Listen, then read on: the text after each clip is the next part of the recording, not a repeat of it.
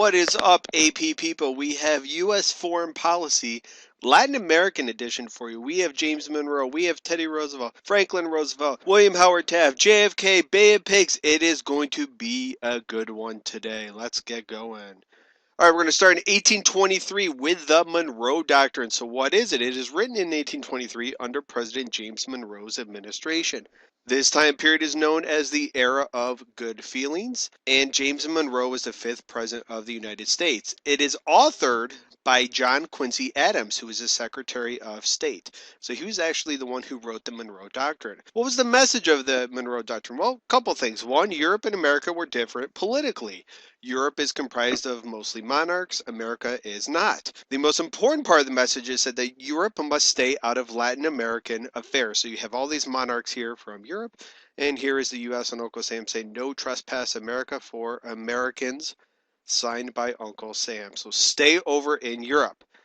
Any attempt by the Europeans to interfere will be seen as hostile, and in return, the United States will stay out of European affairs as well. So again, we have this magical line here, and Europe is saying, yo, bro, what do you mean by staying off limits? And the U.S. is saying, you are not allowed to cross this line and interfere over here whatsoever. Whether it's North America, the Caribbean, or South America, stay put over there, Europe. So what was the impact? Well, initially, not really anything. It was mostly just symbolic. The U.S. was not a very strong nation at the time, but over time it became a cornerstone of U.S. foreign policy in Latin America. All right, we're going to skip ahead about 80 years or so. We're going to go to Teddy Roosevelt. So what was the Roosevelt Corollary? Well, President Theodore Roosevelt's addition to the Monroe Doctrine is what it was. And why was it issued? Well, two countries in particular, Venezuela and the Dominican Republic, were in massive amounts of debt to European countries. And Teddy was afraid that those European countries would come and collect the debt. And they would be able to, in essence, potentially recolonize Latin America. So Roosevelt feared Europe would become involved in Latin America. So he issues something called the Roosevelt Corollary to the Monroe Doctrine. Here you have the Republic of Santo Domingo, and this says Monroe Doctrine. It's a little blurry, but you can see Teddy with his huge cannon here. Little big stick diplomacy for you there. And the message was that America reserved the right to intervene in Latin America, and in future debt crises, the U.S. would pay off the debt to European countries, and it would keep Europe out. So what does this do to the U.S. relationship with Latin America? Well, it actually is used to justify intervention in Latin America by the U.S. And the impact is the U.S. becomes a police power. And without question, this increases tensions with Latin American countries. They don't really know the difference between America or Europe. They don't want either country really in their affairs, but it increases U.S. presence in Latin America. After Teddy Roosevelt, we have the president, William Howard Taft. He was from Cincinnati. I don't know if I mentioned that before, but just in case I didn't, he was. And what was dollar diplomacy? Well, it was President Taft's plan to increase investment in Latin America. And here's Taft. Yes, he got stuck in a bathtub, but he's still a wonderful president simply because he's from Cincinnati.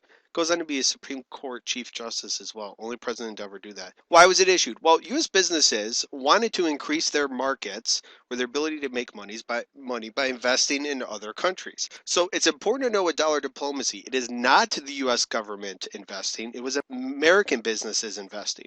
And the impact of this is that the U.S. is involved in Latin American affairs more, and U.S. is concerned about protecting its interests, particularly economically.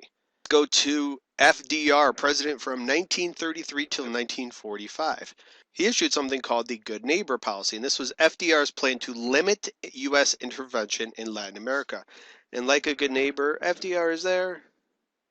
Why was it issued? Well, FDR saw that the U.S. and Latin America really didn't have that great of a relationship. So his goal was to improve relationships between the U.S. and Latin America. What was the impact? Absolutely, relations improved. Trade between the nations increased as well. So Roosevelt renounced armed intervention by the U.S. in Latin American countries. Also, particularly when it comes to Nicaragua, the U.S. withdrew troops from many Latin American nations as well. All right, Bay of Pigs. We're flashing forward to the 1960s. So this was a CIA-backed plan that actually began under Eisenhower, but it occurred when this plan developed under Eisenhower, but this occurred when JFK was president. And the plan was to invade Cuba and overthrow the Castro government. Castro is a communist. The invasion is a horrific failure. The U.S. was supposed to provide air support to these Cuban rebels, and they did not. They call off the air support. So why did this happen? Well, Cuba became communist under Castro, And the U.S. had this desire to limit the threat of communism. This is a cornerstone of the U.S. foreign policy post-World War II, to limit the spread of communism. That is called containment.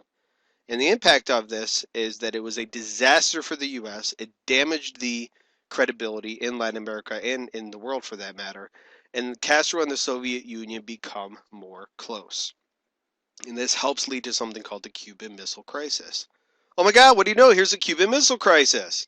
So when was this? It was 13 days in October of 1962. And there's a movie that came out in the 90s called 13 Days starring Kevin Costner, who was also in a great movie, Field of Dreams. If you've never seen it, you should. If you build it, he will come. What was it? The U.S. discovered Soviet nukes in Cuba with one of their spy planes. They're flying over and saw that there were a whole bunch of nuclear weapons in Cuba, and they were pointed at the United States. And the missiles had the capability of destroying the entire East Coast if necessary. The U.S. was estimating about 80 million people could have been killed if the Soviets used these missiles. So these two sides, we have Kennedy over here in the U.S. and Khrushchev here from the Soviet Union, are essentially staring each other down and figuring out what on earth is going to happen. This is the closest the world ever came to nuclear war. So the impact, eventually Khrushchev withdrew the missiles, in part because the U.S. had a blockade around Cuba, forbidding any other Soviet ships from going into Cuba.